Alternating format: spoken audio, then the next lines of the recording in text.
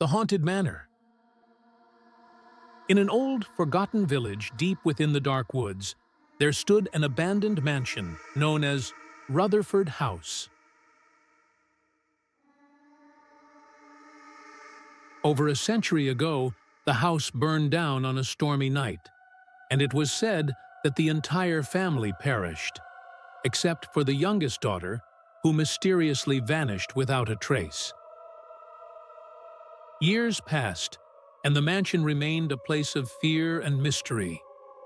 But one cold night, Edward Blackwell, a young writer fascinated by ghost stories, decided to spend the night inside the mansion to uncover the truth behind the legend.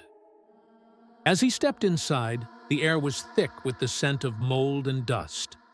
The walls were lined with portraits of the Rutherford family, their faces faded, their eyes seemingly watching him. As midnight approached, the noises began. Soft whispers, distant children's laughter, and heavy footsteps echoing down the staircase, even though the house was completely abandoned.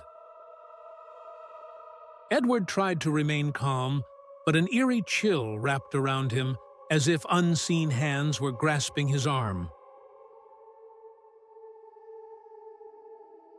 Then, at the end of the hallway, he saw a shadow move. A little girl in a tattered white dress, her long hair covering her face. She whispered in a hoarse voice, "Father is back. You shouldn't be here." Suddenly, the lights flickered and went out, plunging the mansion into complete darkness. The doors slammed shut on their own, one after the other. The next thing Edward felt was a cold, powerful grip pulling him backward. He screamed at the top of his lungs, but all he heard was his own echo bouncing off the ancient walls. The next morning, the villagers found the mansion's door wide open, but there was no sign of Edward. Only his notebook, lying open on the floor.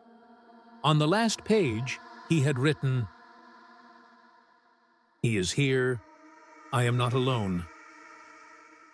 From that day on, anyone who dared approach the mansion could hear faint whispers coming from inside, as if Edward had never left.